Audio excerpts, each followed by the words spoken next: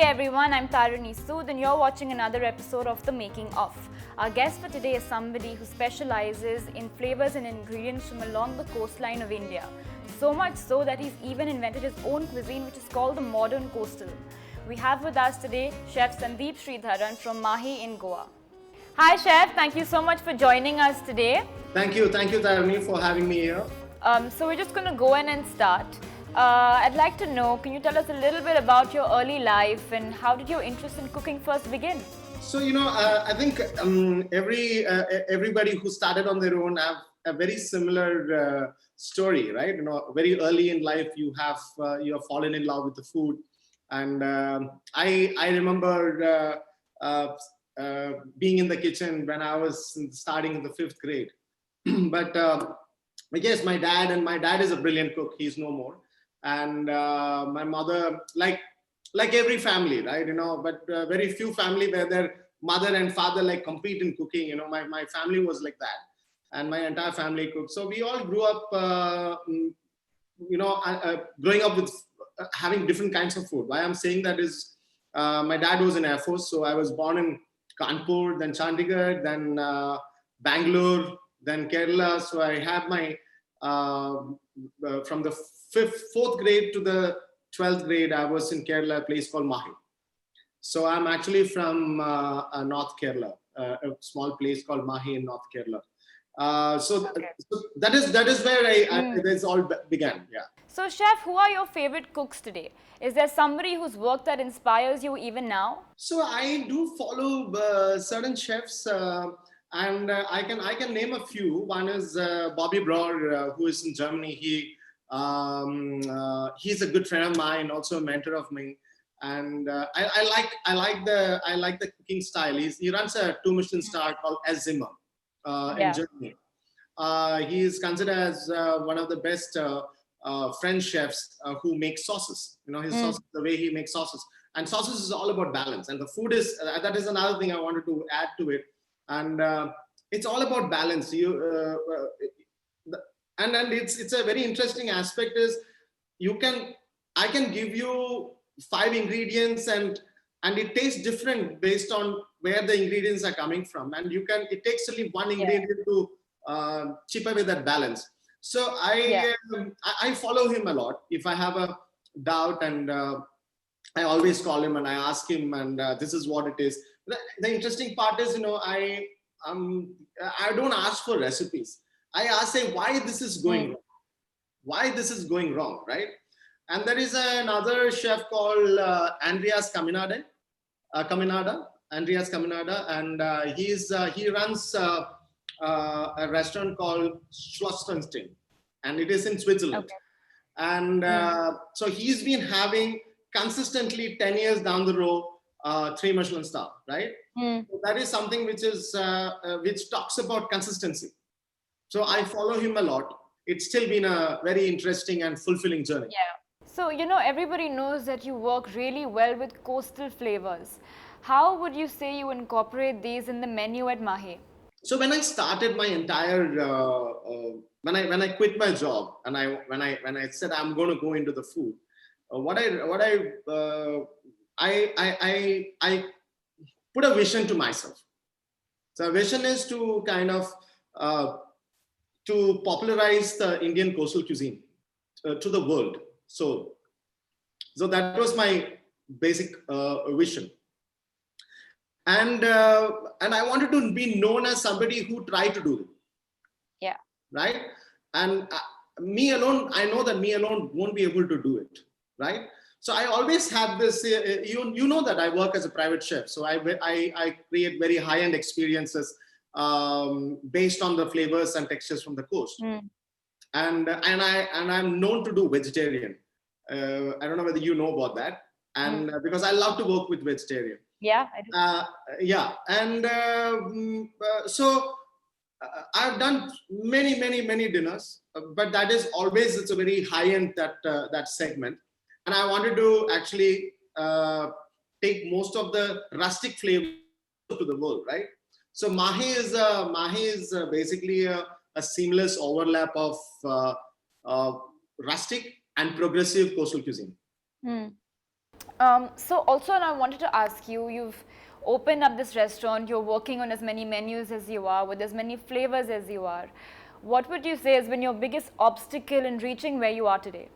Going from a private chef to a catering to a basic restaurant to a fine dine, it's it's not easy. It's not Yeah. easy since it's how do I say? If I have 100 recipes or 100 dishes in my mind, in a restaurant like Mahe, I can only do 10 because it's all about delivering consistently, and it is not about cooking anymore. Yeah. Yes, it is about cooking, but so I think my biggest obstacle was to get there and say that, oh yeah, now out of 10 people coming to Mahe, every third week, fourth week, or coming returning, they come and tell me that, Sandeep, the food was consistent. And I think that is one of the biggest compliments. It's not about your food is, of course, food is good is a baseline hygiene, right? Food being consistent is, it's also baseline hygiene, but much difficult to achieve. So, Chef, also I wanted to ask you, how important is it for people who are just about starting out in their careers to have professional training? I think professional training is good in all fields, right? But unfortunately, whether it's in engineering or it's any other field, I'm not talking about only the culinary field. The curriculum what we have is it's extremely it's theory. It's a lot of theory. I've gone and spoken to a couple of IHMs and trying to understand that what is that these what ticks these kids, you know, what is it, what is that one thing which they are like wow about, right, you know. And I realized that none of the IHMs or none of the people, they teach you our regional food. Yeah. Yeah, regional food. So for me that was like a wow. So like you know, and I in a class I asked them that where are you guys coming from, and they are all coming from all different states. And I told them that how many people really want to get into this, and I had just one or two hands going up in a class of 90 or something. So for me that's a problem. But I think my uh, my take is this, right? Anything what you learn, it is not a waste. Like for example, I can think more logically, analytically because I've done my engineering. So how does it help me in this field? It helped me a lot. It helps me to understand the entire numbers of what is a restaurant, what a catering, and that is one thing. I can just do it in my head. And most importantly, now I'm using that for even the reducing a wastage in a restaurant. Yeah. So, Chef, you would have heard about Maggie's new collaboration with India Food Network, a campaign called the Aapna Food Business, where Maggie is actually offering these home chefs a chance to showcase their talents. And in exchange for that, they're offering them a chance to start their own food delivery service or their own food channel. What do you think about this campaign? I think it's great because I think in this entire lockdown, I've been seeing brilliant food coming out from homes, right? But most of the time when I speak to them, and most of them are like really how do I say overwhelmed, and they are but they will there should be someone who should help them to uh, to kind of make them understand as to what it takes to take that into a commercial platform. Yeah.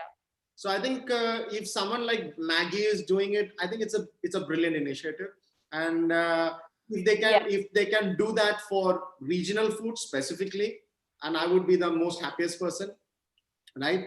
Because I think that is something which is the next wave in India, and it is already happening, right? And more and more people coming and doing this, and people like me will benefit also. Yeah. And so yeah, it's great, and I hope that they will be able to give that platform to a lot of new upcoming home chefs. Yeah. Okay, now, Chef, if you have one piece of advice for the young cooks that are starting out today, what would that be? You are not above the food. Right. That's one piece of advice. You're not about the food, and you have to be humble. You have to be able to take criticism.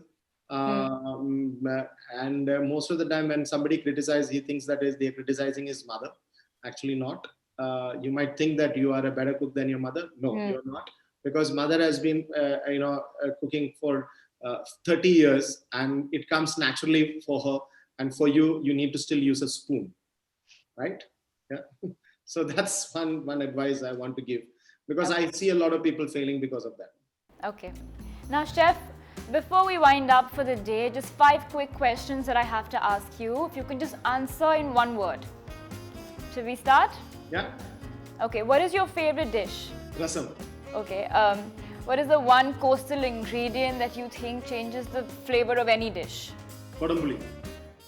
One food that you dislike? None, actually. At all? None. If you had to describe the Indian food landscape in one word, the future of the Indian food landscape, what would that one word be? Regional. Okay. Thank you so much for joining us today, Chef. It's been really great to talk to you. I'm sure our audiences have learned a lot. Thank you, Tarini, and thank you very much for having me. Okay. Of course. Thank you all for watching. Tune in again next week for another episode.